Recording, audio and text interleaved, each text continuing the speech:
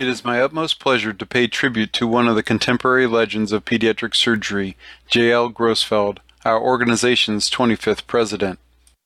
Numerous qualities come to mind in reflecting on one of the pillars of pediatric surgery, but foremost among them is that of pioneer in his clinical practice, research, and leadership.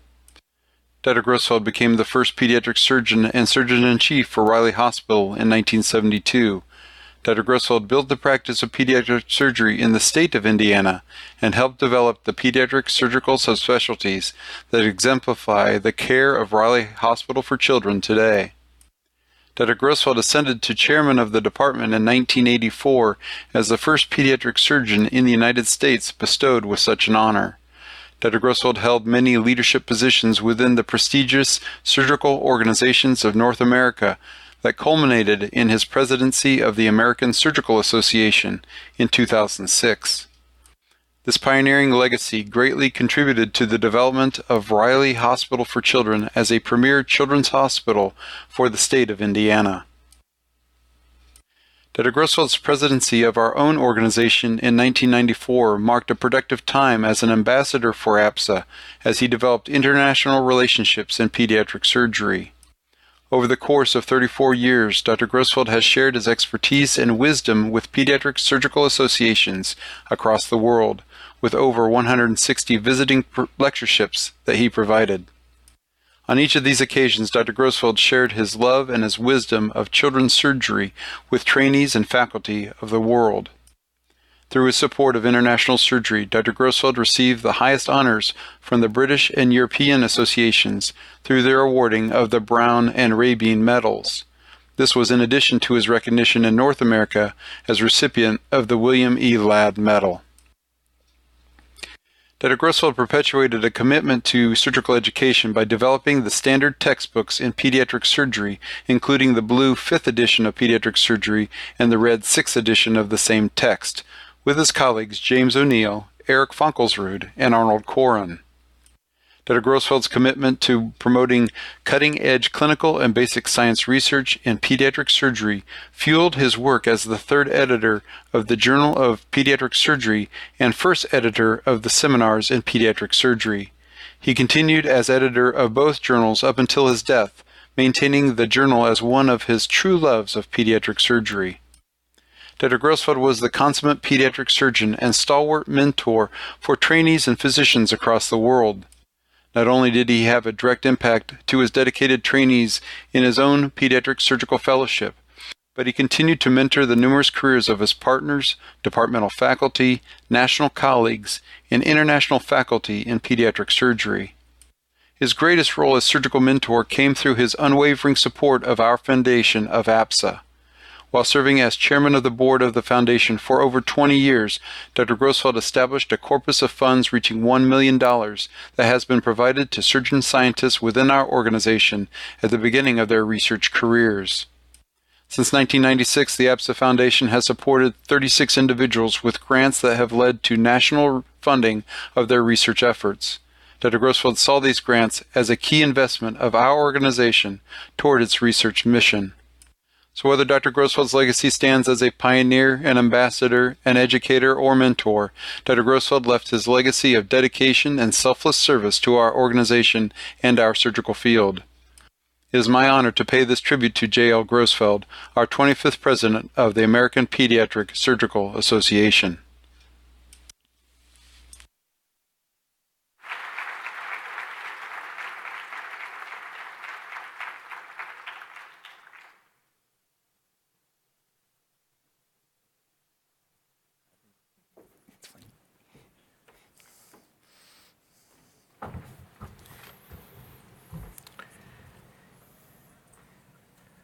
Good afternoon. It is a great pleasure and honor to introduce to you Robert Bruce Herschel, the 50th president of the American Pediatric Surgical Association. Ron was born and raised in the Panama Canal Zone, where his father was the first fully trained pediatrician in practice there. At the age of 17, he chose to leave Panama for his college education. He applied to the University of Michigan after seeing a poster showing Michigan, the Harvard of the West. However, his classification went to a wrong Michigan college, to Michigan State, by mistake. When he realized that he had applied to the wrong Michigan, he promptly sent in an application to the University of Michigan, where he was accepted. But before moving to Michigan, Ron, who was an avid swimmer and sailor, had the unique opportunity in 1976 to restore and sail on one of the tall ships from Panama up to New York Harbor for America's bicentennial celebration. It took Ron only 3 years to complete his undergraduate requirements at the University of Michigan before he was accepted to the University of Michigan Medical School, where he stayed on for his general surgery training. During residency, he considered being an either pediatric surgeon or transplant surgeon. Following a rotation through pediatric surgery, he decided to make this his career path. At the conclusion of his surgical residency, he spent 2 years with Kurt Heiss in Bob Bartlett's research laboratory. At that time, we still did not have a formal pediatric surgery residency in Michigan. Ron was accepted to the pediatric surgery program at Children's Hospital Philadelphia, his first choice. Upon completion of his training in Philadelphia, we were fortunate to entice him to return to the faculty at Michigan in 1991. Ron's accomplishments in the clinical arena and in research in ECMO in particular are well known. His many academic accomplishments include over 260 papers, 49 book chapters, and the APSA online textbook, not a textbook. His many professional activities include past chair of the Pediatric Surgery Board, a past director of the American Board of Surgery, and numerous positions within APSA, including past secretary. With his full schedule, he still had time to get a master's degree in clinical research design and statistical analysis, and was the chief medical information officer for the University of Michigan Health System. But by far, his greatest accomplishment is his family, his wife Barb, his 3 children, Noah, Jacob, and Allie. When I retired as the head of the section of pediatric surgery in 2005, Ron was obvious the choice to succeed me. Luckily for all, he accepted and has taken the section to new levels. It has been my pleasure to have watched Ron on his journey. Please join me and Bob in welcoming APSA's 50th president, Ronald Bruce Herschel. Where do you advance the slides? Right here? I think so, yeah. Go ahead. Okay. I'm not sure. So it's entirely appropriate. This 50th anniversary of APSA has featured a lot of the heritage and the legacy of pediatric surgery. And if you could put on the next set of slides, that legacy for many of us began with the man in the middle of the front row here. This is Robert Gross. And some of the boys in the back row, in the middle of the back row, are Arnie Korn and myself. So it's been our privilege to pass this legacy on to literally hundreds of surgeons over the years and scores of pediatric surgeons over time, and no one more deserving of that recognition than Ron Herschel. You've heard and you know about Ron's accomplishments as a surgeon, as a leader, but I'm going to talk a minute about his accomplishments as a research scientist. As a general surgery resident, Ron worked in the lab and was interested in the physiology of acute illness. And I remember coming into the lab in the morning, Ron sleeping on the floor, having spent the night taking care of a dog with induced peritonitis to do these studies, which related the oxygen consumption to oxygen delivery. And this paper remains the classic paper describing oxygen kinetics in sepsis.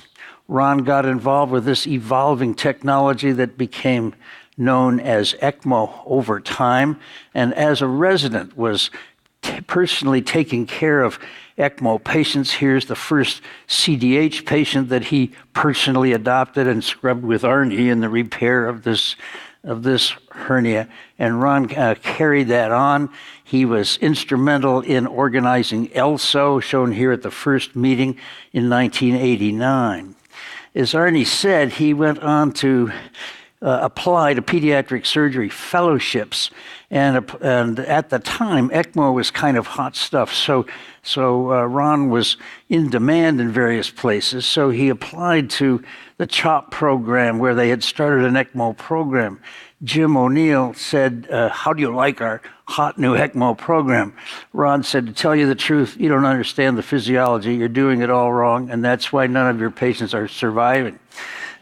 Ron left assuming that he'd never see the inside of Children's Hospital of Philadelphia again. But to his everlasting credit, Jim O'Neill hired him, and while a ped surgery fellow, Ron developed the ECMO program at CHOP, which remains one of the great programs in the world.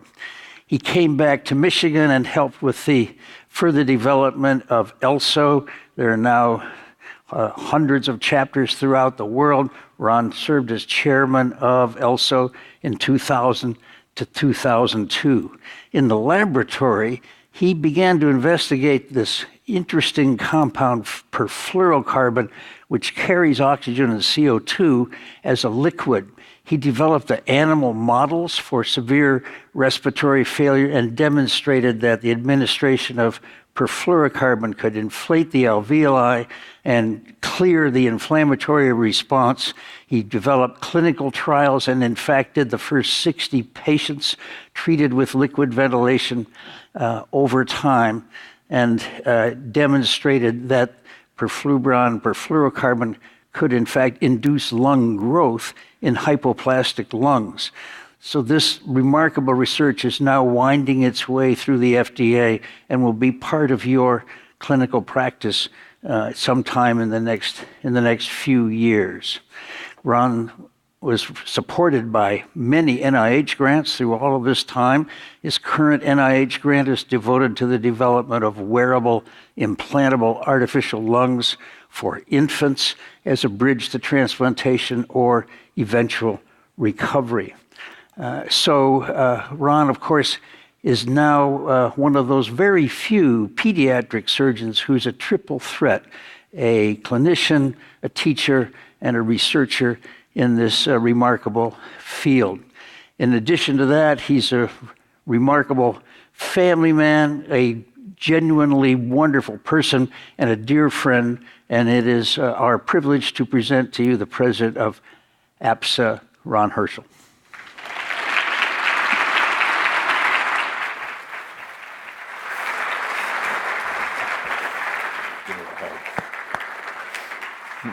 Oops, sorry, my good friend. Good show. Thank you, Bob and Arnie. I especially love that, I guess it would be 1970s look with the fan blowing my hair. We're changing things up a little. Typically, we have a presidential address, and we're instead having a presidential symposium. And I'm looking forward to this and having a number of speakers, and it should be great. I'm gonna start out. The first thing I need to do is to give a tribute to Louise Schnaufer, who was my mentor. So Louise was born in Maryland, and she did her pediatric surgery fellowship at CHOP with C. Everett Koop, and then went to Johns Hopkins Hospital, and Dr. Koop recruited her back to CHOP in 1971. So duodenal atresia was first treated with a duodeno-jejunostomy. And here's what Dr. O'Neill has to say about Dr. Schnaufer. This is not the best way to do this. I think you have to understand the time, however. Here she was, a lady surgeon, and Dr. Robert Gross, who followed Dr. William E. Ladd in Boston, and Dr. Dennis Brown in London were giants. For anybody, no less a woman, to disagree with them was unheard of. And gentle, quiet, Louise Schnaufer said, no, what you need to do is to use the available intestine that is right next to one another and make an anastomosis. And that's the operation that we do today, and really it's a major contribution from Dr. Schnaufer. She was an amazing surgeon. She was an amazing teacher. She would let you do the operation, but she knew just when to intervene, just when something was going to get into trouble.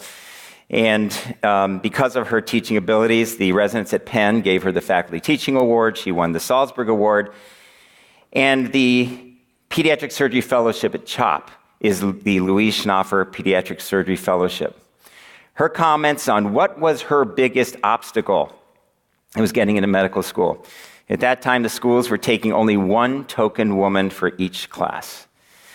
She was a master surgeon. She used to say, I'm not a researcher, I'm a clinician. I take care of kids. And she trained many of the leaders of pediatric surgery, including me, Whit Holcomb, Don Nakayama, and on and on. So here's to Louise Schnaufer.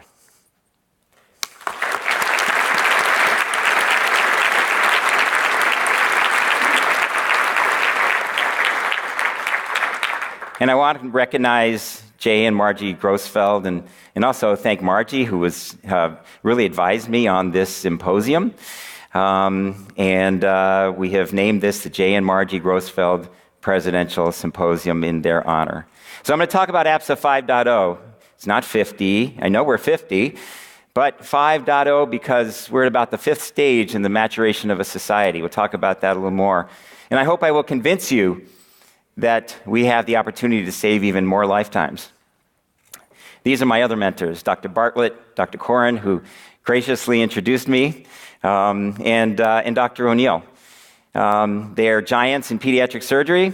I owe them a debt of gratitude. First off, all of us have aged gracefully, wouldn't you say?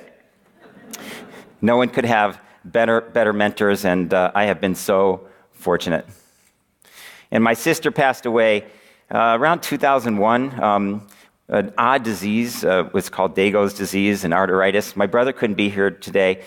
My dad was a pediatrician and clearly had a great influence on me, and I know would enjoy being here today. My mom is 100, and so I'm going to ask her to stand. Mom?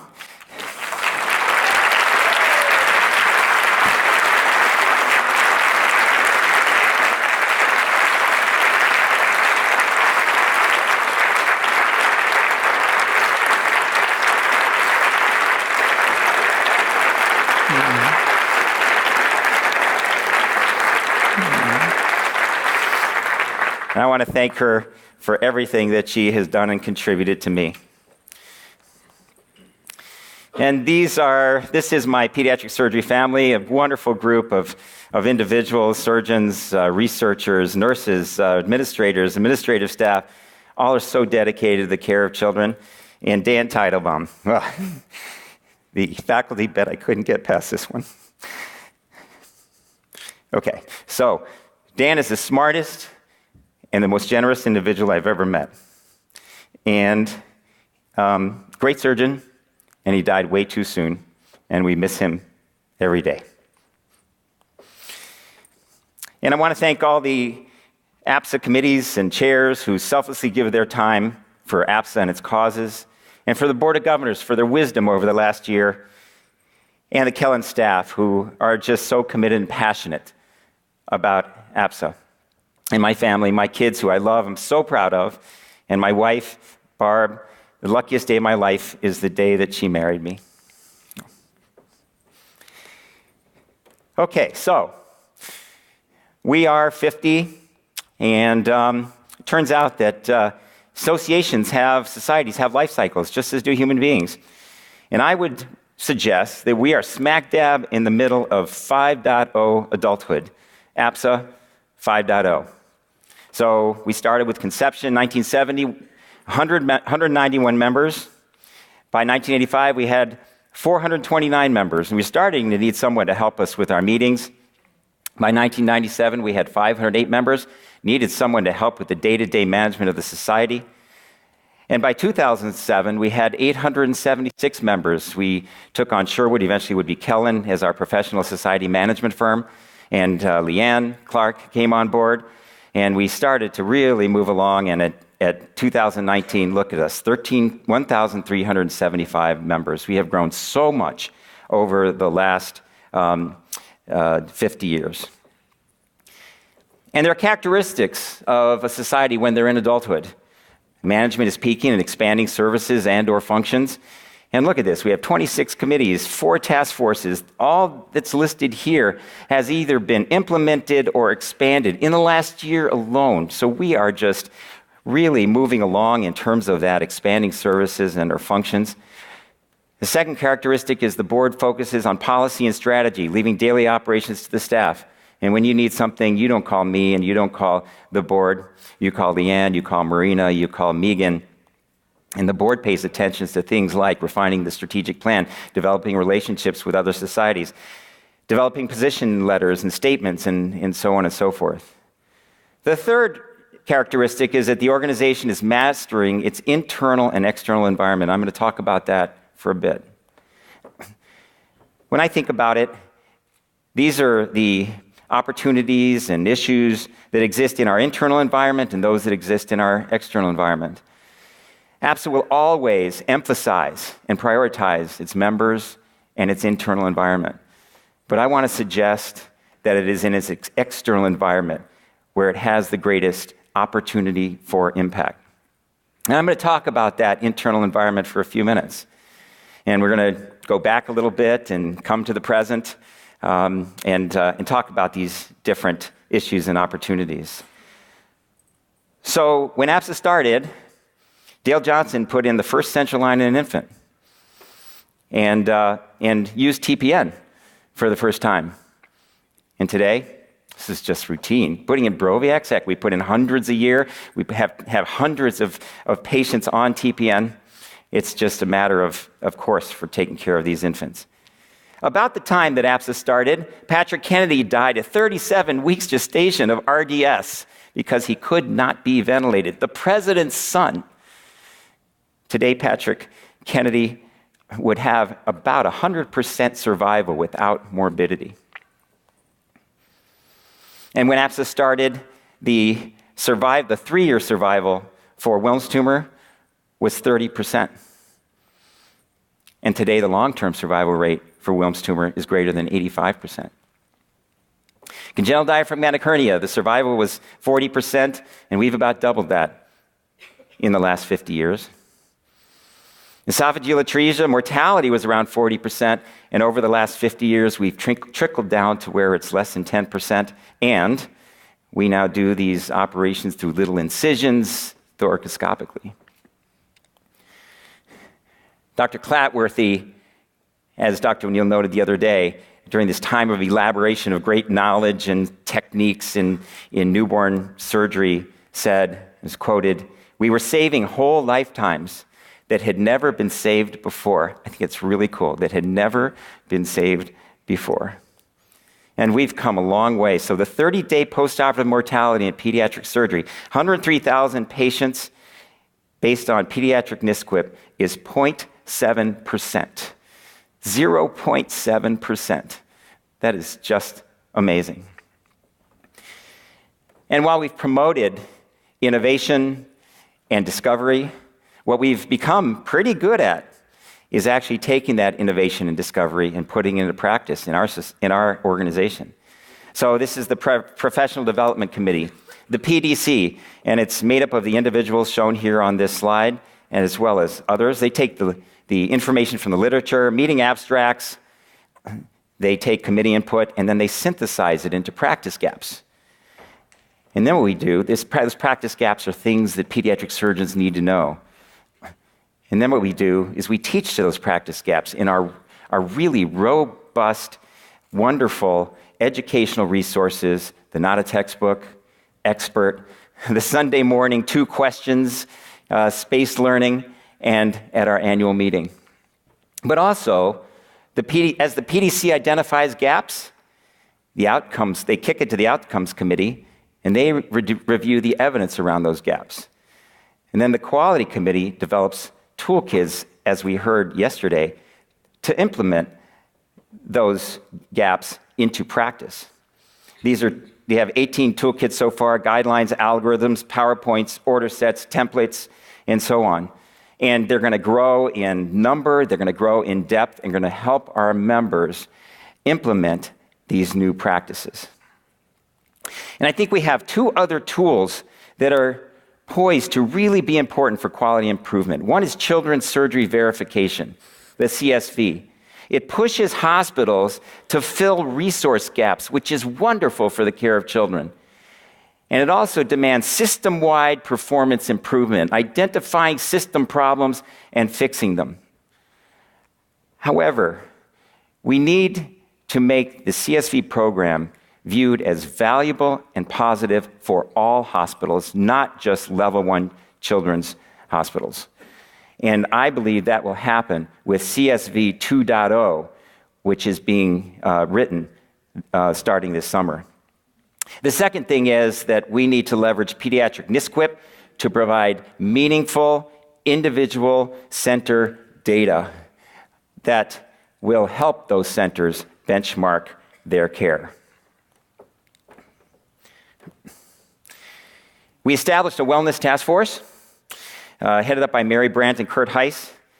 Complications absolutely affect patients, but they also affect the providers, the surgeons, who develop the second victim syndrome. And this task force is working on methods for programs for counseling those who are affected by or at risk for the second victim syndrome, and also addressing other issues related to wellness. And we heard from Margie yesterday that we're concerned about declining board scores. And we know there's trends towards specialization. And if in red on this map given to me by Rob Rika are the greater than 10 million children who live remotely from a pediatric surgeon. And Steve Dunn has suggested, and I agree with him, that all of these are linked, and especially the solution to all of these are linked, because they depend on who we train, how we train, the order of our training, and I believe that over the next few years, we're going to have a national conversation around our training paradigms. I don't know what it's going to look like, but I believe there will be conversations on how to optimize it. I also think that we will infuse general pediatric surgery expertise into rural areas. All right, this is kind of fun. So it turns out that CMS in October reduced hospital ECMO DRG by 50%. I mean, we're talking hundreds of millions of dollars to hospitals for their ECMO programs. And large societies wrote to CMS, got no response.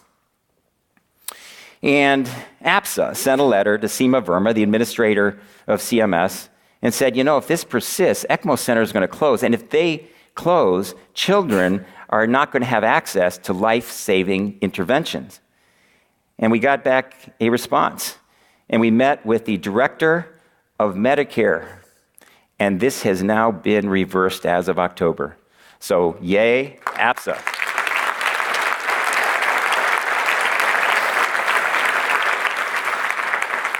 Tell your ECMO programs and your administrators, because they're really going to be happy. All right, I now want to talk to two fundamental principles for APSA, and that is inclusion and representation.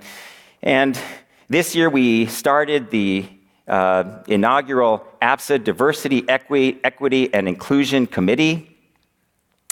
And we also absorbed the Benji Brooks Society into APSA into the committee structure, so we now have the Benji Brooks Committee. And there are two other things that we did of significance. First off, we changed the APSA logo from a male holding a baby to a non-gender specific individual holding a baby.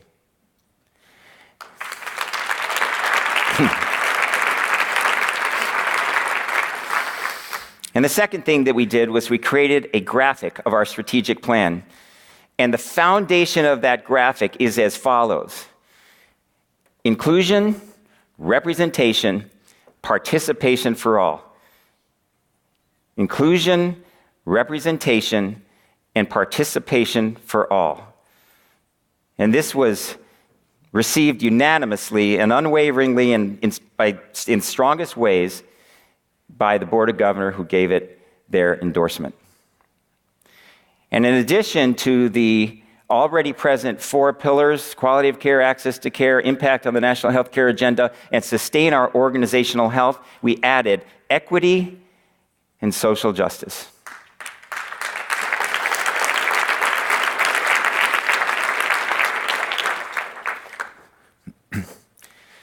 So Dr. Ravensburger sent the initial bylaws and articles of incorporation. Thank you, Dr. Ravensburger. This was really fun to see. And when I got them, I looked through them, and here was the composition of the Board of Governors, which is the same as it is today, save for addition of 1 governor. And boards must change. They have to renew, they have to revitalize, they have to keep up with the times. Not only that, we got feedback that the Board of Governors of APSA was not representative of the membership and that it was elitist. And we took that feedback very seriously. So we convened a governance task force made of a diverse group in many ways of individuals headed up by Diana Farmer. And this group, as you heard at the business meeting yesterday, has come up with recommendations for representation and governance. And those recommendations will be socialized over the coming year, and it will not surprise me if over that coming year, if most, if not all, of their recommendations are adopted. So thank you for this group for their work.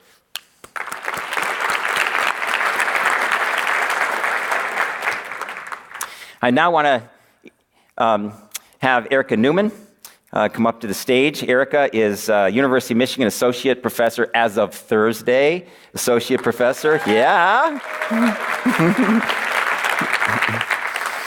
And she's also Associate Chairman for Faculty Development of the Department of Surgery, and she's going to be talking on advancing organizational excellence, leveraging differences as our strength. Erika. Thank you, boss. Thank you. It's my boss.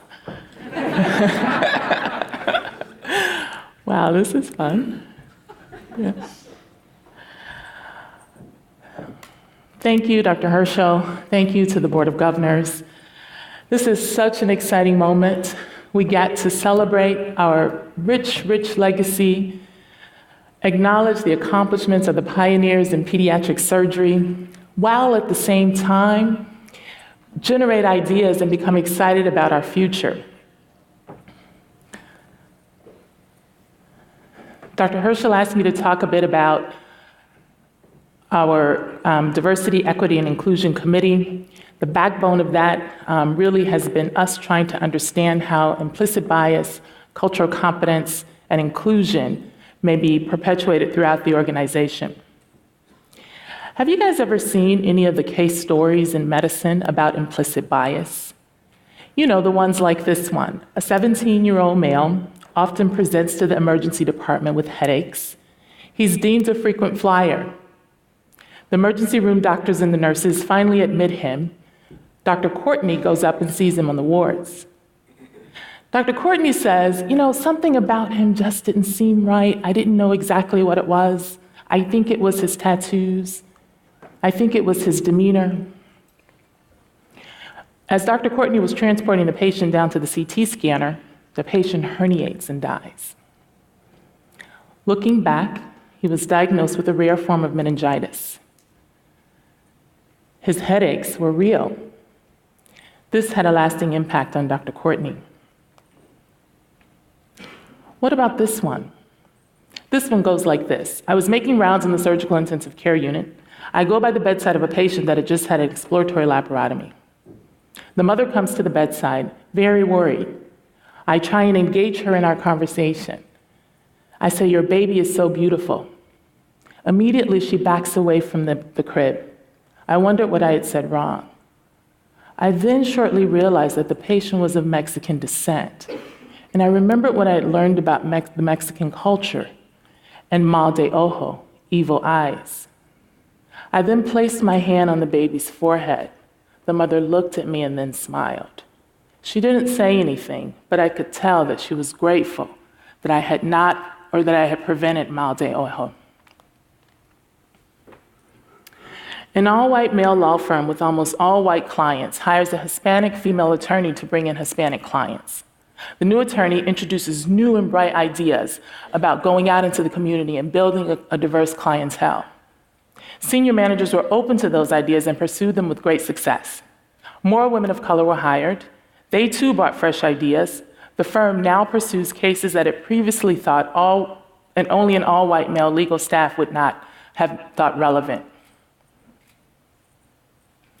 My brothers and sisters of APSA, the business case for diversity is now overwhelming.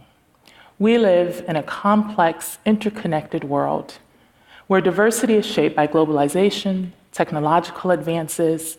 It forms the fabric of modern society. Despite and notwithstanding our interconnectivity, there is growing polarization, both physical and digital. This is fueled by identity politics and resurgence of nationalist ideals. Not surprisingly, our workplace tends to mirror the socio-cultural dynamics at play in our lives outside of work. Our differences are really an asset for our excellence. There is good evidence now that the more diverse we are, the more excellent we are, the more innovative we are, the more creative our teams are, the more empathetic the care is that we provide. And this really goes beyond gender and race and ethnicity. What this really is about is it's about cognitive diversity and diversity in education and socioeconomic upbringing and sexual orientation and culture and disability. The benefits of diversity go well beyond the optics. There's lots of stern data on this. I just put this example here. This is the work of Scott Page. And what Scott Page has done is that he's looked from a mathematical standpoint the benefit of diversity, and he calls it the diversity bonus. Diverse teams outperform teams, and we know that teams outperform individuals. Diverse teams are more profitable, have stronger governance, have better problem solving. Organizations are more resilient and effective.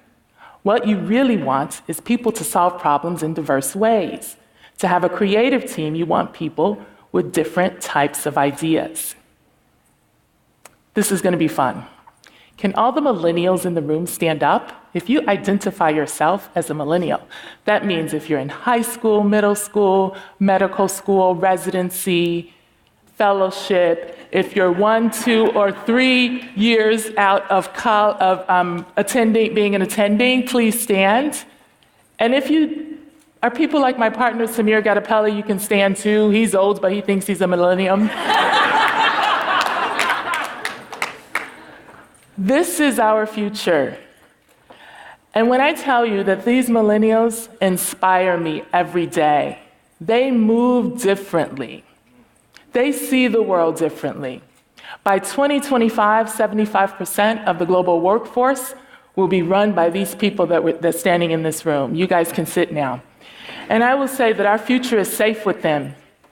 They value diversity. They value experiences and backgrounds. They demand individual perspectives. They look for a culture of inclusion. They're looking for diversity and inclusion when sizing up employers. They believe organizations that are more inclusive are more innovative. So how diverse is APSA? Well, the exciting thing is that we don't really know. This is all we know. These plain demographics. And we got this just a couple months ago through a practice survey. So a group of us, this is our team, over the last 8 months, we've had monthly, sometimes bi-monthly phone calls. We are trying to understand What can we do to advance diversity, equity, and inclusion within APSA in a way that is meaningful to all of our members? We knew first thing we needed to do was establish a common vision. So this is the mission and vision that we've scrutinized word by word. And what we have said so far is that diversity, equity, and inclusion are core values for APSA that drive excellence and innovation in clinical care, research, education, advocacy, and leadership. We will broaden organizational representation across cultural, demographic, cognitive, and practice style domains. Our environment will advance pediatric surgeons to attain their greatest potential, work in partnership to eliminate health inequities, and provide the highest quality of pediatric surgical care to all. So how do we do that? There's no textbook for that, I can tell you, because I looked. But what we've done is for APSA 5.0, I think it really comes down to leveraging our differences and how can we best do that within the organization. So we're proposing that we do these 5 things. We leverage our differences, we learn more, we lower implicit bias and the influence of implicit bias throughout the organization. The language that we use matters, and level the pipeline. We hope to do that by educational activities, by raising consciousness at things like our national meeting and through our journal, through innovation and research. So how we learn more? In about 2 weeks, you'll receive a survey. It's going to be a demographic survey. We hope to dig deeper, learn more about our membership, beyond gender, beyond race. What is the membership all about? What are those socioeconomic differences, ability, practice styles? We want to determine the status quo of APSA. We're going to determine current cultural perceptions. This data will really set the tone and inform our foundational efforts. Implicit bias, I don't have to tell this group, influences just about every interaction that we have. This report from the Institute of Medicine looked at racial and ethnic minorities and their interactions between physicians and patients. Even controlling for access, insurance, and finances, racial and ethnic minorities receive worse health care. This is just one example of how implicit bias amongst medical professionals really plays a major role in how we take care of our patients. Language matters. I didn't know this, and I've been learning this over the last several months, but first-person plural pronouns like we, ours, and us. Physicians that are higher in implicit bias use these pronouns more. Studies of Black patients show that when we use those words, we're trusted less, we build less confidence, and we're rated as poor quality of care. Dr. Barksdale challenged us to even understand more how we are using the word diversity. Even that word, it has now become somewhat taboo. There's a diversity effort almost everywhere we look, and it means different things to all of us. So should we be, as an organization, using words like representation more, or inclusion more, or differences? And then finally, level and load the pipeline. How do we do that? How do we get residents and medical students involved and engaged from underrepresented groups? How do we decrease the influence of implicit bias in our selection and our match process? How do we mentor and sponsor underrepresented groups? The APSA Board of Governors, thank you, thank you, thank you. They have challenged us to drive our field forward by adding inclusion, representation, participation for all as the foundation of who we are and what we do, to use our collective strength to make APSA more equitable and open. And so we have challenged ourselves to learn more, to lower implicit bias, language matters, and to level the pipeline.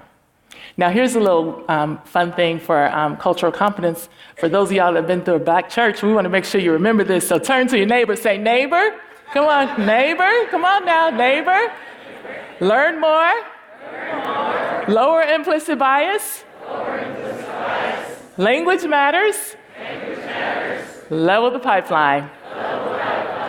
I'm going to close here. I love this poem. Yeah! I love this poem. It's Langston Hughes. I too sing America. I am the darker brother. They send me to eat in the kitchen when company comes, but I laugh and eat well and grow strong. Tomorrow I'll be at the table when company comes. Nobody will dare say to me, eat in the kitchen then.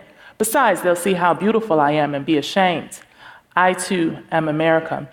On behalf of the inaugural APSA Diversity, Equity, and Inclusion Committee, Dr. Hannah Alamayu, Dr. Kanika Bowen-Jallow, Dr. Monica Lopez, Dr. Sarah Mansfield, Dr. Catherine Martin, Dr. Colin Martin, Dr. Paul Menifee, Dr. Mito Mirza, Dr. Zachary Morrison, Dr. Robert Obermeyer, Dr. Mary Santos, Dr. Ayla Stanford, Dr. Sir France Tran, and Dr. Max Langham, thank you for allowing us at the table. Right.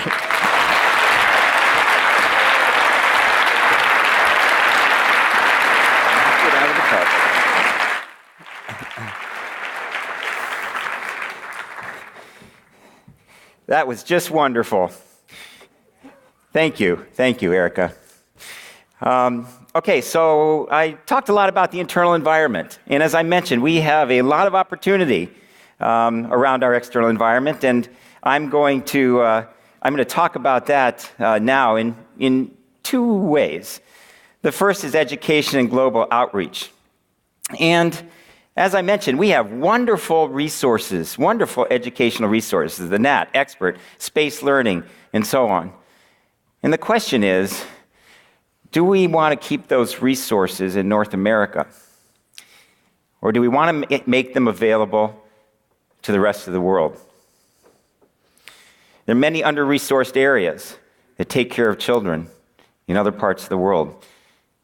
And we have the opportunity to impact on the surgical care of children around the globe.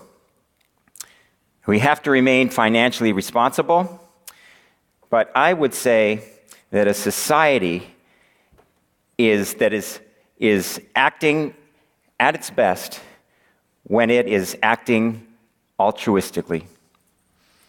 And the Board of Governors, I want you to know, is considering options. We have a duty to our members, we have a duty to sustaining APSA, but we also have an opportunity to affect the care of children around the world. So this is a direction in the conversation that we will be having over the next little while as to how we will affect global education. I also want to talk in this external environment about child poverty. And this is where we're going to concentrate for really the rest of the time we have together. And I became interested in this first off, for this APSA 50th anniversary, I did a lot of searching about different speakers, and I listened to a lot of TED Talks, and I became very intrigued with some of the talks that you're going to actually hear, Vic Garcia and Adam Foss and many others, and actually started reading. And I was appalled to realize that 17 to 80% of the children in the United States are living in poverty, 8% in extreme poverty. And this is segmented by race. Blacks, Native Americans, and Hispanics have much higher and live in much higher levels of poverty than do whites and Asians. And it's estimated that 62% of black children grow up in concentrated poverty. It's both in the rural parts of our country as well as in urban, pretty evenly distributed. And you might say, okay, child poverty, that's in the domain of the American Academy of Pediatrics. But I would say this is our lane. For one reason, because it's wrong. It's just plain wrong that children should grow up in poverty and not have the opportunity that I would want for my children. The second thing is that pediatric surgeons are very influential. They're passionate, they're committed, and when they decide to do something, they do it really well.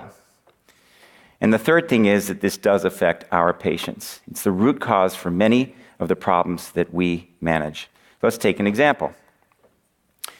If you have increased poverty, you have increased fatal child abuse. These are our patients. You increase poverty, you get increased obesity. Again, these are our patients. And if you look at a map of Jacksonville and the child gunshot wounds in the green diamonds, they cluster in areas of high poverty, red and orange. Again, these are our patients. And as you get more poverty, you get more premature births. And these often are our patients. This is a fascinating graphic. Okay, this is a map of Chicago. And on the left, every dot is a homicide. And on the right, every dot is 5 premature births. They overlap. They superimpose. And this is disheartening. So if you look at, and I was amazed that you can do this, but you can do this. You can measure memory and language skills at 9 months. You can measure it at 15 months. And in both cases, all the children are about the same. But by the time you hit 21 months, those children whose parents have a high school education start to fall off in terms of their memory and language skills by about 60%. Compared to those whose parents have a college education. And you might ask, is it the characteristics of the individuals in poverty, or is it the impoverished areas that are to blame? So this is a great study. It's called Moving to Opportunity, MTO study, a famous study done between 1994 and 1998. 4,000 families were offered a voucher to move from an area of high poverty to an area of low poverty. And here's what happened to their children. College attendance increased by 32%. College quality increased. Children's earnings increased by 31%. Children, when they became adults, lived in better neighborhoods themselves. And the girls were 26% less likely to become single mothers. But the move had to occur before they were 13. If it was after the kids were over 13 years of age, they didn't see these effects. So, I'd like to now show a video done by Vic Garcia. Vic is a pediatric surgeon at Cincinnati Children's Hospital. He's won numerous awards for his work on childhood disparities. He's won the Martin Luther King Humanitarian Award, and right at this moment, he is receiving the West Point Distinguished Graduate Award. 1 in 7,000 cadets gets this award, and he's getting the award for his work on childhood disparities. And so he badly wanted to be here, but he couldn't. So he created a video. It's a little over 10 minutes long, and we're going to show it now. I want to give one definition for you that he uses, and that is structural violence. And structural violence is where social institutions harm people by preventing them from meeting their basic needs. Okay, so can we show Dr. Garcia? Saying that he who tells the best story wins. And it's my intention to tell you a compelling story of why dealing with health disparities, the social determinants of health, is not just a luxury, but it's actually a necessity, and that APSA can play a compelling role. Well, my story begins with, violence. And it's not just interpersonal violence as we're sort of familiar with it as gunshot wounds and stabbings. It's structural violence. And what I'm suggesting is that the structural violence that really drives the violence, the interpersonal violence that we see. It's structural violence that we now see is contributing to this death of despair among middle-class whites. It's structural violence that resulted during my tenure as the program director for trauma services with a 300% increase in the number of children coming to Cincinnati Children's Hospital with gunshot wounds. And this was an anomaly? No. This was the beginning of a trend. And even though the slides, the time frame here for this is 2006, we still have one of the highest homicide and violence rates. What was particularly unsettling for me was the mean age of 12.9 years. Children coming in some cases with multiple gunshot wounds, children coming in some cases, with different admissions with gunshot wounds. This is not what I embarked on, what I envisioned when I went into pediatric surgery, but it is in my lane. It's in the scope of my responsibility as a pediatric surgeon who has made an oath to bring about the health and well-being of children, all children. What particularly set me off on this page, on this journey, was a 14-year-old with the old gunshot wound to the chest. And despite my best efforts, and I was there, despite her being in what I felt was the best trauma program in the country, she died literally in my hands. And I went to that mother to try to sort of appease her, to comfort her, to console her. And I found myself saying the words, we did everything we could. But I also felt that that was somewhat hypocritical, because I felt that I did not do everything that was possible. And I made a commitment to her that I would do everything that was necessary. And you see that changing in the framing of not just limiting myself to what was possible, but what was necessary, really put me on a whole different course. It took me out of the operating room into the annals of sociology, understanding systems thinking, looking at behavioral decision-making, and looking at a perfect storm in our inner city. When I sort of took the blinders off, I realized that the neighborhood, what Cincinnati Children's Hospital called home, was really the home to a constellation of unmitigated health disparities that jeopardized the health and well-being of all the children as well as their parents in that neighborhood. We had infant prematurity that was unparalleled in other parts of the state. We had infant deaths. Cincinnati has the highest infant mortality rate in the state. We had an epidemic of obesity with related cardiovascular disease among the adults that really prompted us to develop a weight loss surgery program. We had diabetes now being called not adult onset, but type 2 because of the epidemic among children. We had mass incarceration that affected the well-being for the life course of men and their families. And we had a new urban poverty that was unprecedented.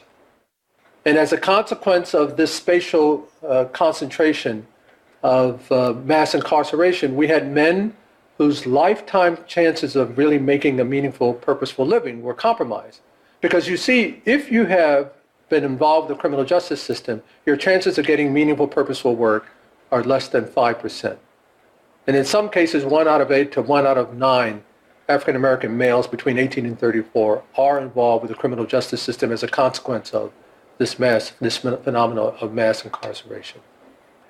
There was this phenomenon of redlining, so that we then have individuals segregated. They could not move out. And what's particularly unsettling about this is that there are studies that suggest that if you're able to move out of these neighborhoods, that you as an individual and as families can actually prosper. But that was not possible because of the structural violence that was imposed. There were policy, political, and economic decisions that helped contribute to this perfect storm. I became aware of the fact that really it's not about the individuals that are living in these neighborhoods, but that the problems in these inner city neighborhoods as a consequence, whether it's crime, family dissolution, social disorganization, et cetera, fundamentally is a consequence of the disappearance of work as a result of globalization and deindustrialization. Concerned about. The median wealth for an African American male in this country as of 2012 was $4,900. There is no surprise that an individual with a family or without a family would look at alternative means, like the informal economy, drug system, to make a living. If you live in Cincinnati, the economists tell us that despite your best efforts, your chances of getting out, moving up the income ladder is about 5.1%. So working harder, obviously, is not working. Gary Becker helped to shed some light as to really what is the phenomena what is the thinking then that results in some of the behaviors that we see. And individuals then pursue their own welfare as they conceive it, okay, based on looking at their environment, their ecosystem, and looking at the availability or lack thereof as far as opportunities in the economy leads them to behaviors that we otherwise would not condone. This is no surprise. We see this at the corporate level. And here is an example of Philip Morris when faced with declining sales of cigarettes in the United States, decided to go to Czechoslovakia and suggested to them that it would be in their best interest to promote smoking in their community because of the premature deaths of their citizens would result in a net gain, financial net gain in savings. If a child in Cincinnati does not move out of that impoverished neighborhood where the perfect storm exists, they have a 70% chance that they're going to be there as an adult. And when you think about the fact that nationally 66, if not 70% of children are in impoverished neighborhoods, you can sort of begin to forecast then the consequences of that as far as their lifetime well-being, as well as economic achievement and educational accomplishments. This zip code, this phenomena, your zip code, matters more than any bacteria or virus. And that 20-year difference life expectancy is not seen in any other developed country. It is really a matter of humanity to man. It's a structural violence. And so far, it is unmitigated. And we can and must do something about it. But what really confirmed the path that I felt was the correct path was this story from one of the most successful drug dealers, Dante Ingram. Even though I'm a street advocate now, I wasn't always a street advocate. I was actually one of them guys who was running around. Actually, I was one of the people that we're trying to help now. This city is bad with the violence, and we want to stop that. The message from law enforcement is not what turned me. It is not what's going to turn these guys, saying, if you do wrong, we're going to lock you up. We know that. The threats is not going to turn these guys. It didn't turn me. That wasn't my motivation. My motivation was the community saying, look, if you want to get out of the life, we'll give you an opportunity, we'll help you, we'll give you a chance to do something else. These guys need opportunity. I was given an opportunity, and 2 years later, I've been working for 2 years. I've never worked a job for 2 months in my life ever. In 2 years, I've accomplished more than I ever did in the streets in 15 years. On June 28th of this year, I just closed on a house. I own a house now. So what did I do about it? And what I would ask you to consider as one option is looking at it from an economic standpoint. How might we use market-based strategies to build community wealth in the urban core? Moving people out is certainly an option, but I don't think it's going to be scalable. But if we transform those neighborhoods where people live and make those preferred areas where people don't want to move out, but others want to move in, and if we did this in a way that we actually embraced equity, ecology, and economy, I believe that we can make a difference. So I started a nonprofit, and that nonprofit was an inspiration for a for-profit Waterfields. And that Waterfields is the growing microgreens hydroponically in inner city neighborhoods, intentionally hiring individuals from the inner city, going out and reaching them, very much like the Harlem Children's Zone has done, knocking on the doors and showing them that there are options and opportunities. We engaged some of the most unlikely partners, some of the people that you at one point in time would consider as part of the problem. And we found them to be willing partners in this work. And we did so with the mindset, the framing, that there are strengths, inherent strengths in these neighborhoods that are hidden. No more deaths of despair, as we're seeing here. No more 4-year-olds with major gunshot wounds. Though their physical scars are healed, that child's PTSD is something that we will have to deal with for the rest of his life. No more Chinas who, despite smiling in both pictures, life has been irreparably changed. And we have done this now for acute lymphocytic leukemia. We can accomplish the same dramatic improvements in these deaths of despair if we pay attention to this as a collective responsibility. Thank you. And I hope to see you at the workshop tomorrow.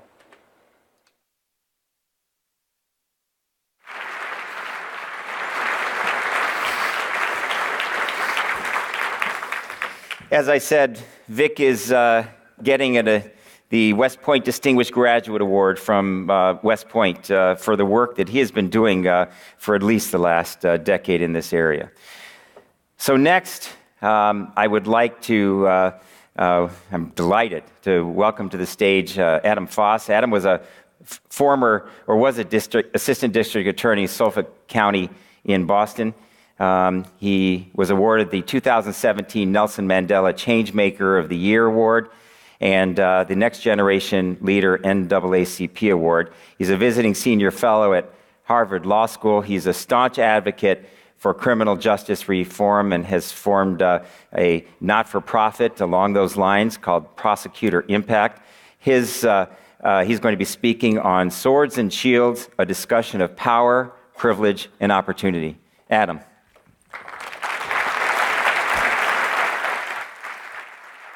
Thanks. I'm in the enviable position of being like the fifth speaker of this, so hang in there. How we doing? We good? Comfortable? Feeling good? Too bad. I'm about to take the air out of the room, if there's any left in the room. I didn't expect like 3 of these talks to be talking about a lot of the things that I'm talking about. I'm glad that you've sort of like been saturated already, but we're going to keep going. And it's going to get uncomfortable. Sorry. This is going to be uncomfortable for some of you. It's going to be very resonant for others of you. For those of you who are uncomfortable, I'm going to ask you just not to do the thing that we do when we get uncomfortable, which is like fold our arms or run for the exits or get that cup of coffee that we've been burning for. Just like sit in your discomfort. Because to be able to get up and walk away from it is a privilege that lots of people don't have. There are people who wake up uncomfortable because of the skin that they're born in. Or they're uncomfortable when they're out in the street because of their identity or their sexual preference or their religion. They can't run away from those things, so please, just for the next 25 minutes, if you get uncomfortable, just like sit through it and listen. And if you find things that I say like offensive or uncomfortable or hurtful, please know that I do the most I can to make everything I say factual, so if you're mad or upset about the facts, that's a you problem. Process that. Try to figure out why it bothers you to see a slide like Dr. Newman put up about the diversity of APSA. Why does that bother you so much? My name is Adam John Foss. If you have your phones out and you feel like live tweeting or snapping or whatever you millennials do, go for it. To start the uncomfortable conversation, though, I want to talk about my travel habits. Over the last 3 years, I've traveled about 1.5 million miles, 1.5 million miles on the board. And as a result, I am like triple, quadruple, platinum, everything. And so I get to go on the plane whenever I want, and I get to sit wherever I want, and I'm an aisle person, just love the aisle. And with being in the aisle comes the responsibility that you're like the gatekeeper for the row. And so about 2 months ago, I was sitting in my aisle seat. I'm one of the first on the plane. I just like to be on the plane. And a young lady came up and said, "Excuse me." And I said, "Oh, hello. Window seat, cool." So I got up and she sat down. Then another young man came and he said, "Oh, excuse me, I'm in the middle seat." And I was like, "Oh, that sucks, but..." There you go. He sat down. And then I looked across the row and we looked at each other, and I don't know if they were thinking what I was thinking, but what was going through my mind at that point in time was, man, this is the first time that I've ever sat next to 2 black people on the airplane. In 1.5 million miles, it was the first time that it ever happened. In fact, I've never sat next to a black person in first class. And the only time I ever see black people in first class, they're people who I recognize from television or sports. I've had the opportunity to be in some of the top Fortune 100 companies in this country in their C-suite offices, sitting across from the Mark Zuckerbergs and the Bill Gateses and the Jeff Bezoses, Amazon, Airbnb, Google, you name it, I've been in those offices, and the only time that people who look like me are in those offices are the people who are bringing in and out the coffee. I've had the opportunity to speak at about 90 colleges, graduations, law schools, universities, and I have yet to go to one that has an African-American population of over 5%. And unless we're prepared to sit here and think that somehow I was born with a genetic deficiency that made me less intelligent or less creative or less hardworking or less ambitious than all of those people in those places of privilege and power, then we have to have a very fundamental conversation about where everybody is. Look around in your group and think about the topics we're talking today and ask yourself, like, who's not here? Who should be filling these empty seats? It's the 50th anniversary of APSA. That's awesome. It makes me think of the way that we treated people who looked like me 50 years ago. And when I think about the way that we treated people like me 50 years ago in this country, I think about the images that we have. First of all, I think about the images because we have like color photographs because it's such recent history. I think about the images of 4 little girls who went into a church one day and never came out again because somebody threw a pipe bomb in their Sunday school because they woke up black. And nothing happened for decades. I think about the images of a 15-year-old boy who was beaten so badly that his mother had the wherewithal to keep his casket open during his funeral so the rest of the country could see what they had done to his son. I think about the images of 3 boys who looked just like me hanging from trees lit on fire in the middle of a public square in 1968 because they woke up with too much melanin in their skin. And when I think about those images, I don't just think about the 4 little girls. I don't think about Emmett Till. I don't think about those 3 young men hanging from the trees. I think about all of the people standing around the periphery watching it happen. I think to myself, how could you just be standing there? What are you doing? I would have done something. Why aren't you doing anything? But here I am sitting in an airplane with no black people. Here I am giving graduation speeches to classes full of privileged young white people. Here I am watching millions of dollars being exchanged in our economy, and never once does that money ever touch the hand of the people who might need it the most. And I think about images 50 years from now when we're looking back on this time, and what are people going to be asking about me? This is the greatest human and civil rights crisis of our time. And we're about to hand it to not just the millennials, but lots of other young people. We're about to leave this at their doorstep and say, you fix it. Because there's a reason that this room isn't more diverse and every other room that isn't more diverse. And it's not because we're less hardworking or less creative or less ambitious or less intelligent than you. It's that since the foundation of this country, we've built structures to keep them exactly where we want them. And that's a travesty. Because we're missing out on their company. We're missing out on their ideas. We're missing out on their challenges, their diversity, and their creativity. And as a result, we'll never know what we missed out on. Mass incarceration affects every single person in this room because one of these empty chairs represents someone who isn't here, who might have had the greatest solution to one of these ailments that you're trying to fix. And we'll never know unless we stop this problem. 2.3 million people in jail and prison right now, another 5 million on probation or parole, one misstep away from the larger aggregate number. 1 in 3 black men born today will spend some time in jail or prison. I've gotten my time out of the way. 1 in 3 black women has a relative in jail or prison. 650,000 people come out of prison every year just to run into 50,000 collateral consequences of felony convictions that impede our successful reentry into society.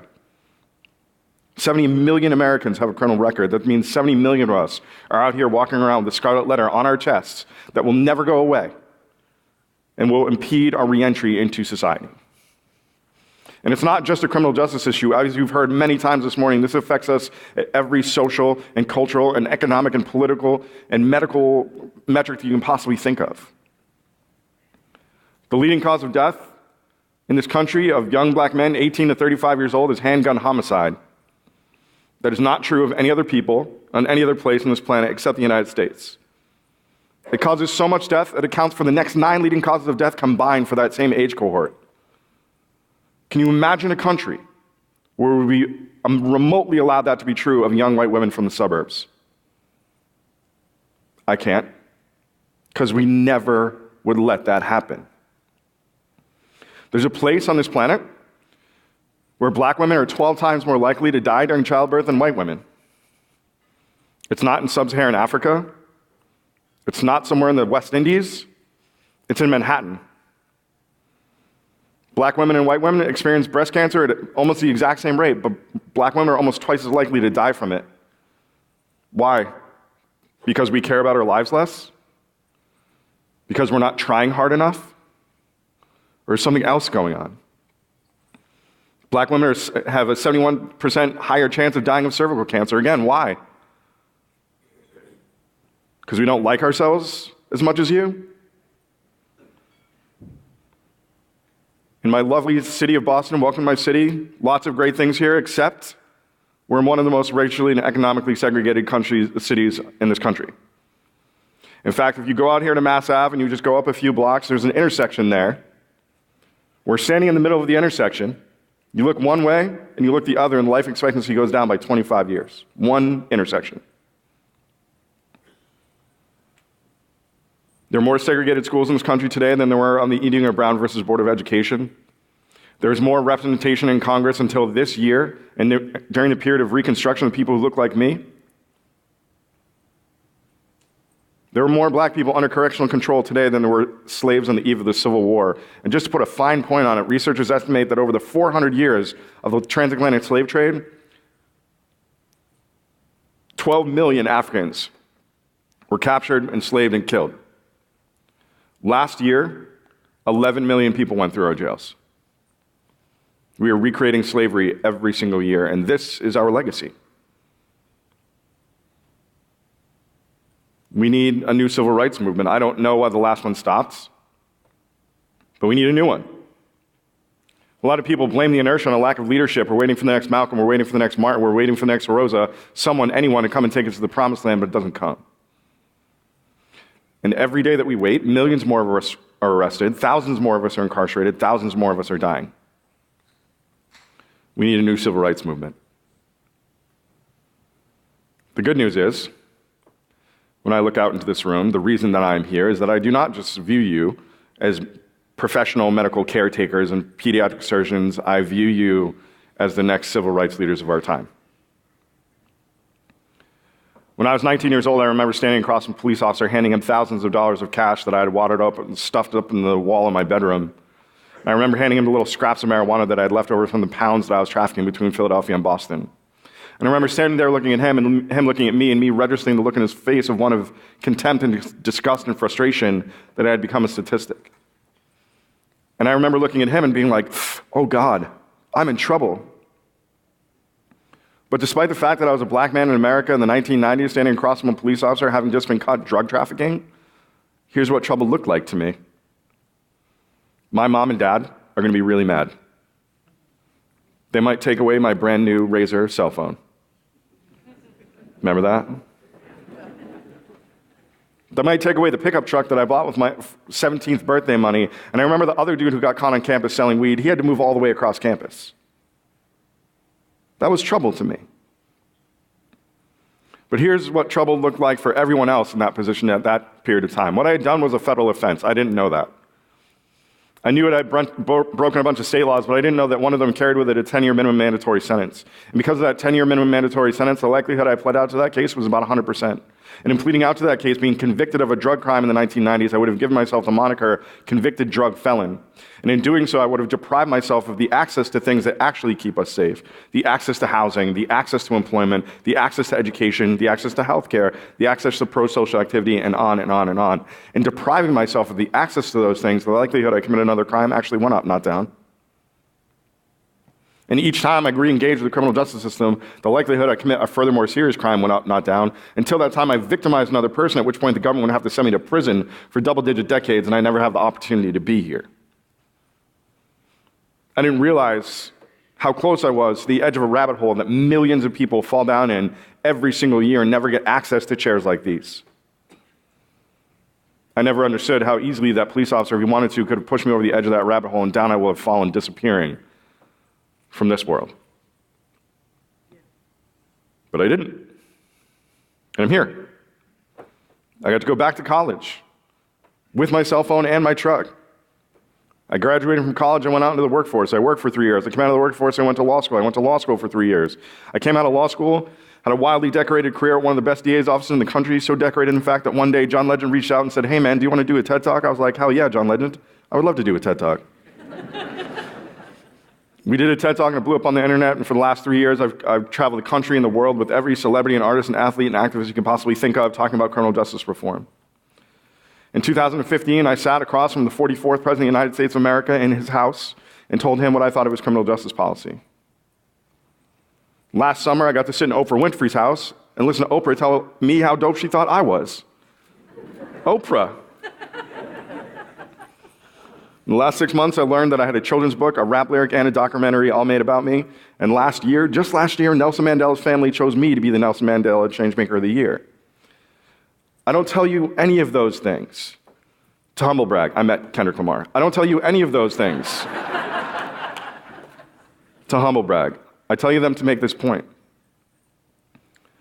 None of that happens. None of that happens if I don't win the lottery. The police officer who pulled me over in my driveway. The police officer who pulled me over was a white man. The police officer who pulled me over was my dad. And after he took me down to the station and he sat me in a cell for a little while, he took me home and he loved me. Just like he did every time I screwed up after that. Just like somebody did when you screwed up. Every time. Just like maybe we need to love the people who we interact with every single day just a little bit more. Thank you. Thank you.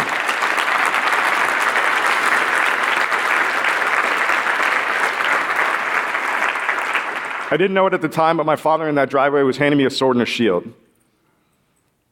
The shield was protection. In other words, the privilege that I had in that moment to protect me from the bottom of that rabbit hole. And what I didn't know was that shield wasn't just for me.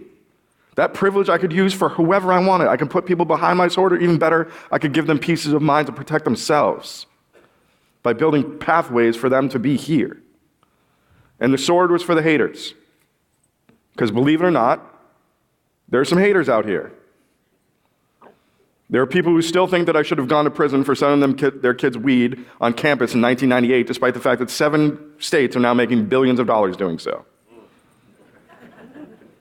There are people who ask me, well, how many chances are you going to give these young people? How many chances are you going to give these young people? And then I ask them, how many chances did you get, Chad?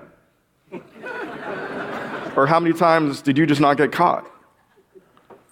There are people who talk to me all day about accountability. Hold these people accountable, hold them accountable. But as soon as I bring up the fact that everything that we sit upon, everything that we have in this country is based on the genocide of one people and the enslavement of another and the subjugation of women and children and immigrants, all of a sudden the accountability conversation goes out the window. Swords for the haters. And I didn't know I had these things until I became a prosecutor. I got to use them every single day, and it was a beautiful, magnificent exercise of privilege because I got to help people out the way that I wanted to. Here's the pro tip. You don't have to be a prosecutor to use one. Anytime that you get to interact with somebody that has less than you, you have the opportunity to reach down in your pocket, the privilege, power, and opportunity that you have to be in this room, your employment, the fact that you're a part of this cohort, that gives you a sword and a shield too.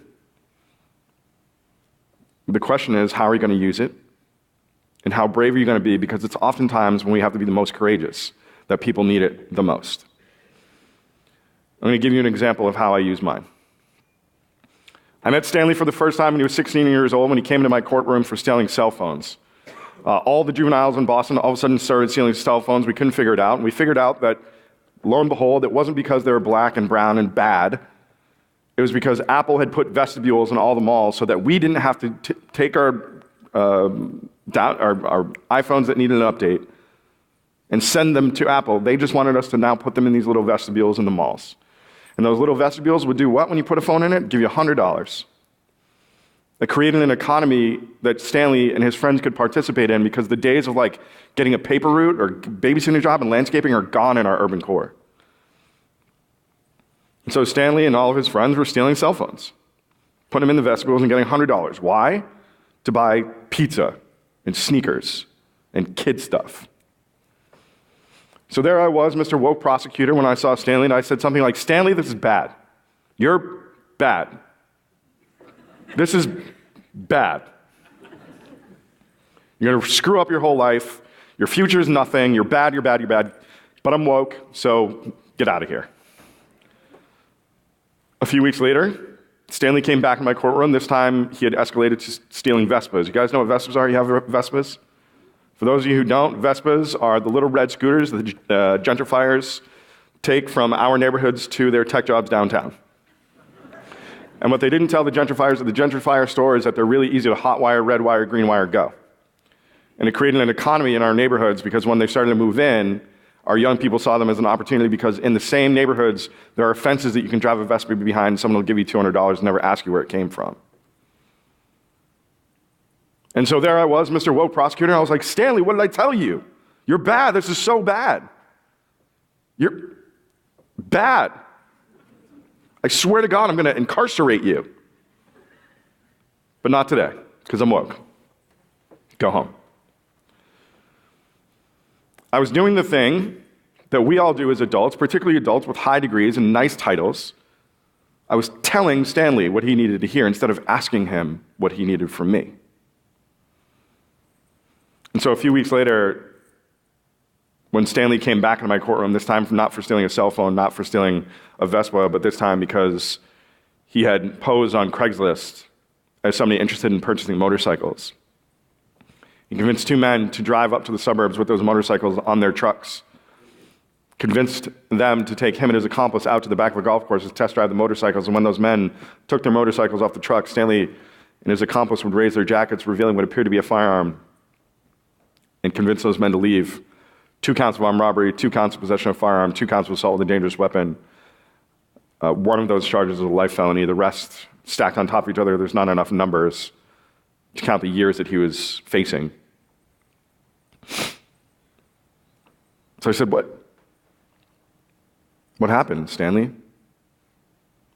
I just asked the question, like, what did I miss? What do you need? Stanley didn't tell me about a gang he was trying to jump into. He didn't tell me about a gang he was trying to jump out of. He told me about when he was 9 years old, emigrated from the Dominican Republic with him and his 2 older brothers to get a shot at a better education. Where would you go for that except for Boston?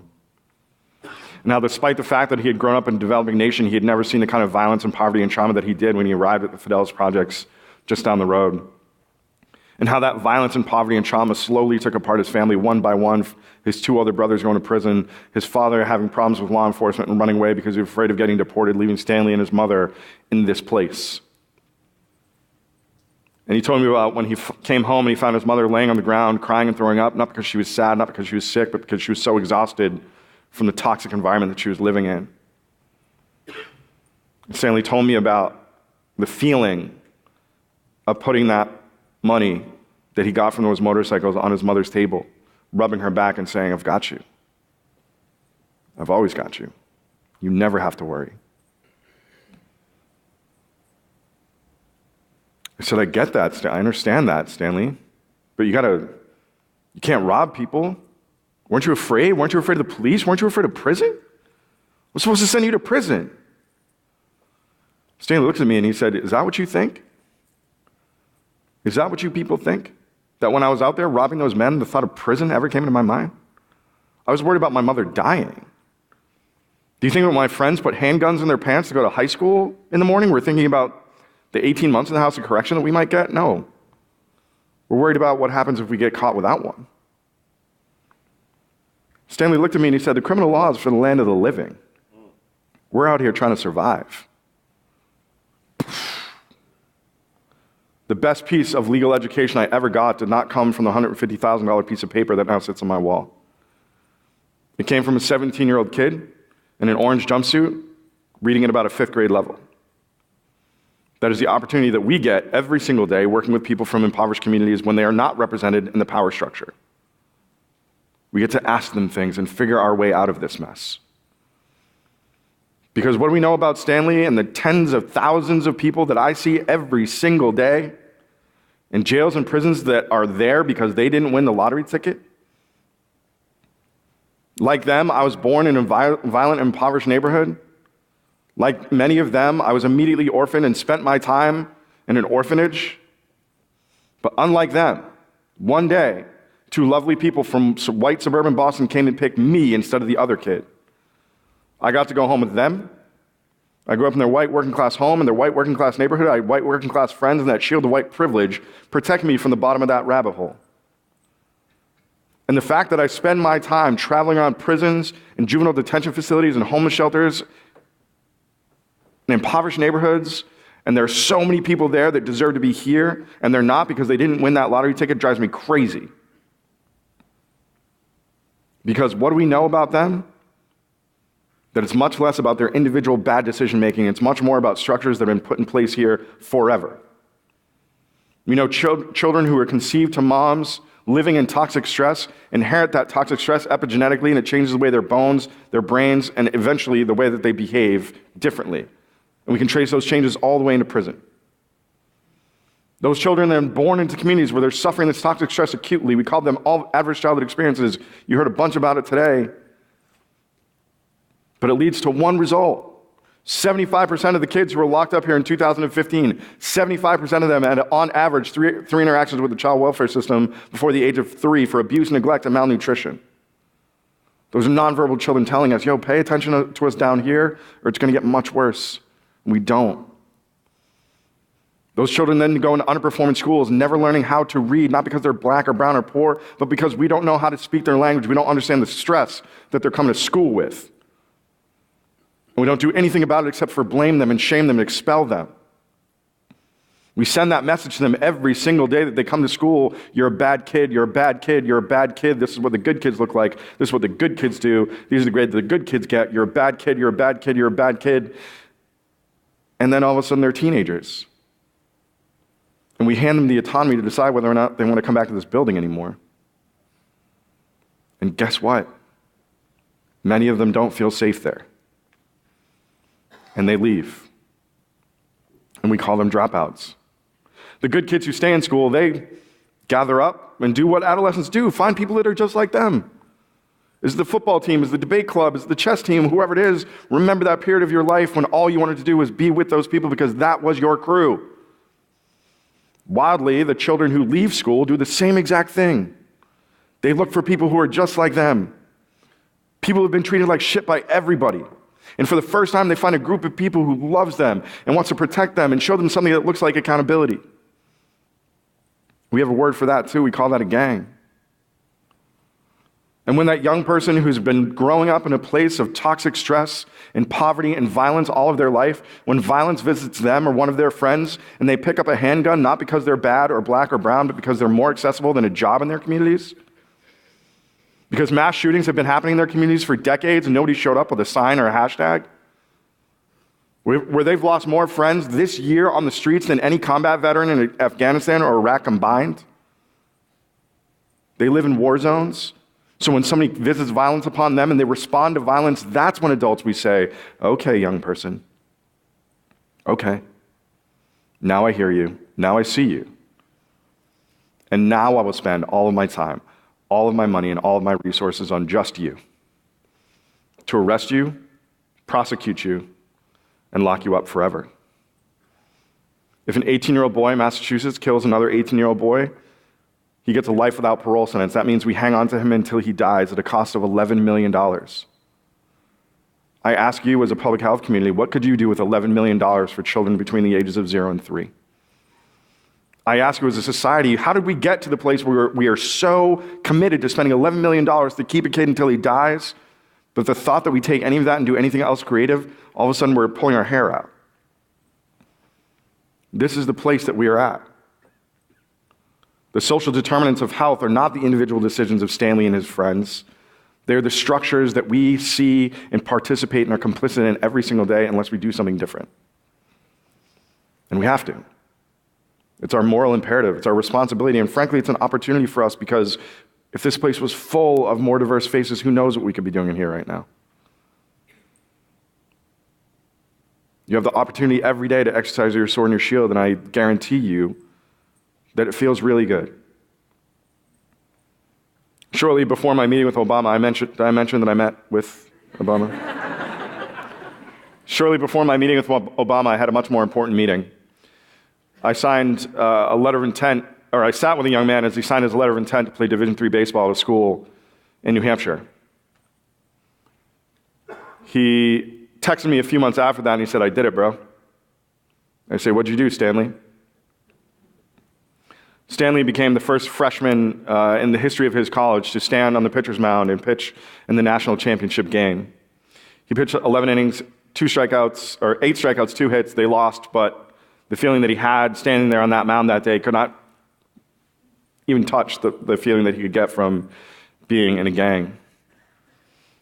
He texted me a few months later to let me know that he had made the dean's list, and he couched it in terms of like somebody's playing a trick on me. And I said, "Why do you think somebody's playing a trick on you?" He said, "I've never seen a C in my report card, let alone A's or B's." I said, "What do you think that's about, Stanley?" He's like, "I don't know, it's my environment. I wish adults would spend more of their time helping young people do good things instead of trying to catch us do bad things." Another profound piece of wisdom from Stanley. Just last month, Stanley, who's now a junior, stood in front of 2,000 of my colleagues as I was accepting an award. They wanted me to ask John Legend to come and introduce me. I instead asked Stanley, because he's way cooler. And Stanley stood in front of a crowd of 2,000 adults, many of whom did not look like him, and told them why it was so important that he was standing there. He said, "I want to thank Adam for putting me back on the path that I was already on before." And it was so profound because we talk about rehabilitation and correction and healing, and really all we got to do is like get people back on the path that they were meant to be as soon as they were born and give them the same opportunities that we had. He also announced that he had changed his major to criminal justice and that he was applying to law school next year because he wants to be a prosecutor. And for a prosecutor, there's no better feeling than hearing that from someone that you prosecuted. That is the opportunity that each and every one of us have. And we must. Because in 50 years from now, we're going to be looking back on this time the same way that we looked at 50 years ago. We're going to be looking at images of this time and being like, what? Number 1 in mass incarceration? Number 1 in mass shootings? Number 1 at racial disparities at every political and economic and social and health metric you can possibly think of? What? What were you doing? Why were you just standing there? I would have done something. Why aren't you doing anything? And in 50 years from now, when people are asking those questions of you, how is it that you want to be remembered? Because as Dr. Martin Luther King said, in the future, it's not the words of your enemies you remember, it's the silence of your friends. So do you want to be remembered as someone who looked in this room and saw these empty seats and heard all of these things and did nothing? Or do you want to be remembered as someone who tonight, tomorrow, just did something different? That volunteered in a different community, that visited a different community, that visited somebody in prison or jail, that went to read to some elementary school kids, that helped a young mother find housing, that helped a young man coming out of prison get re-engaged, give voice to the voiceless, power to the powerless. Are you going to be remembered as someone who used your sword and your shield? Are you going to be remembered as someone who is one of the new civil rights leaders of your time? I guarantee you, if you choose the latter, if you choose to join my gang, wherever you are in 50 years from now, you'll be remembered as one of the wealthiest, happiest people that ever lived. Thank you very much.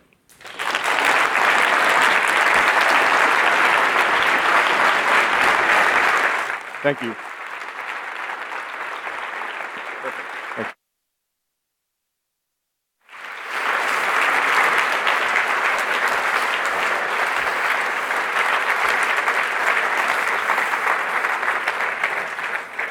Wow. Adam, thank you so much. That was just tremendous. So, John Petty says to me, we shrug.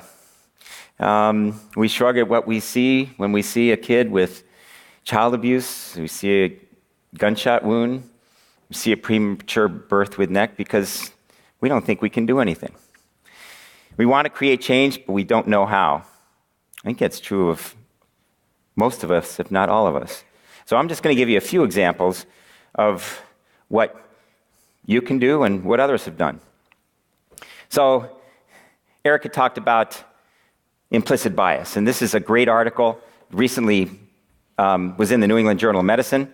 Was a gynecologist who, she said, I'm not racist, but then she realized that she was being biased, just like we all are biased. So she found herself spending more time with a white patient than a black patient. She found herself sitting farther from a black patient, ordering more urine tox screens for black patients than white patients. And she realized, as we should, that we need to consciously work on correcting our biases because we all are biased. And if you want to do something fun, go to Google implicit bias in Harvard. And they have an implicit bias website, has about 15 tests that you can take, all kinds of biases. And they're fun to take and see what your biases are. You may be surprised. This is Urban Prep Academy in Chicago. 3 schools enroll up to 2,000 students that are economically disadvantaged. They have a 100% graduation rate. And when these young men get into college, they get a yellow and red striped tie that they wear very proudly. And here's something cool. The Healthcare Anchor Network. This is about 40 hospitals and health systems that have banded together with about $50 billion in hiring and purchasing power. And they leverage that purchasing and hiring power to augment economies in high-poverty neighborhoods, creating jobs, a lot like Vic Garcia talked about. And these are the participants. And we have 4 children's hospitals that I can see, there probably are more, that are involved in this network. Why aren't all of our hospitals involved in this network? And I'm going to finish with examples of 2 individuals who had an effect. One was John Fineman, lives in Boston. He was graduate from high school, went into AmeriCorps, and he found himself playing soccer with members of the MS-13 gang. And he realized that they were just ordinary people. They didn't have opportunity, and they didn't have good choices. So he started educating them on being personal trainers. And he started finding them jobs as personal trainers with companies, even some big companies such as GE and Bank of America. Now he has a flourishing program in Boston. And this is Jonathan Finks. He's at the University of Michigan, a general surgeon. He just started inviting, on his own, 9th grade black and Hispanic students who are in high poverty from downtown Detroit. He brought them to the University of Michigan to give them a sense of being a doctor. And I'm going to let them tell you their thoughts on this experience.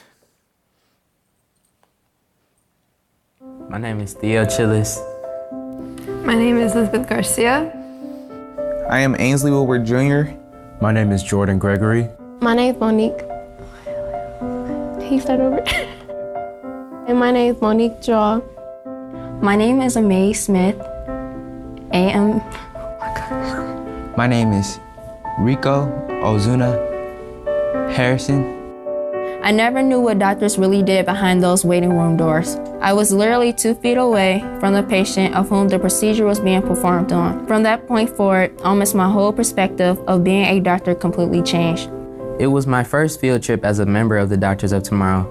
It was my first time sitting in a classroom at the University of Michigan. I realized that these people were not just showing us how to become doctors, they actually wanted us to be the doctors of tomorrow. All my life, I've been wanting to be a doctor since I was like 6, 7 years old. I always wanted to be a doctor. I just love working with people, and I wanted to help people. It gave me more choices. It gave me more opportunities to think about, and it really helped me open up my mind. It surprised me that one single day can affect someone so much. We were receiving a lecture from a professor at University of Michigan. She specialized in neurological stem cell research, and that really caught my interest. That was never really, I never really knew about that until that day. Have you ever got so excited and you didn't know what to do? I was just so excited at the anatomy lab. That day when we walked into the room where the simulations were, I couldn't wait my turn. I easily did it. And Dr. Freaks just stood there shocked. Dominique did the same, and we both were called champions. After the program, they told us that there was an opportunity for a summer internship, and I applied and I got accepted. I realized that the job of being a doctor is exciting, it's nail-biting, and it's rewarding. The Doctor of Tomorrow program just showed me how much more I gotta work, how much harder I gotta work to become that doctor.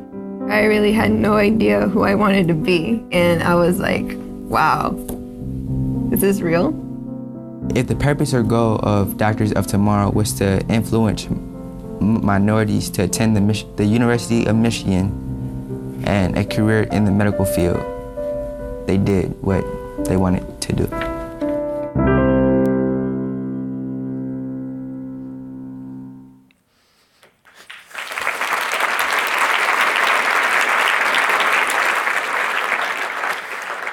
Opportunity. So today, I would like to challenge the Advocacy Committee of APSA to create an operational arm to impact on the social issues that affect our patients, and to help APSA members to effect a direct change individually, via hospitals, and through APSA. And I invite you all to come to the workshop tomorrow. It's limited to 200 people. There's still room. The workshop is a follow-on to this symposium, and the goal is to discuss what we can do about this problem. It's entitled, APSA Can Do More, Broadening Our Approaches to Bringing Health and Prosperity to All Children. And Vic Garcia will be here for it, Adam will be there, Erika will be there, Marion Henry is heading it up, and it is facilitated, so please come. And I want to finish with this quote. So many of you are going to the John F. Kennedy Library in just a little while. And when you exit the museum, you'll go into a very large atrium, beautiful, glass, a little bit of steel, glass, facing beautiful Boston Harbor. And on the back wall will be a single quote from John F. Kennedy. And it's from his inauguration. And it says, "All this will not be finished in the first 100 days, nor will it be finished in the first 1,000 days, nor in the life of this administration, nor even perhaps in our lifetime on this planet, but let us begin." I want to thank our speakers. I want to thank Margie, Grosfeld, and Jay, and thank you for the privilege and honor of being your president.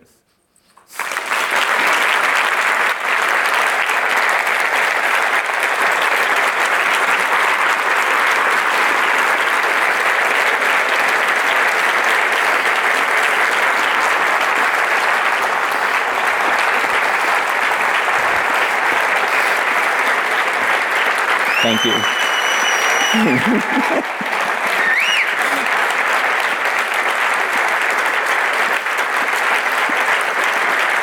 Thank you.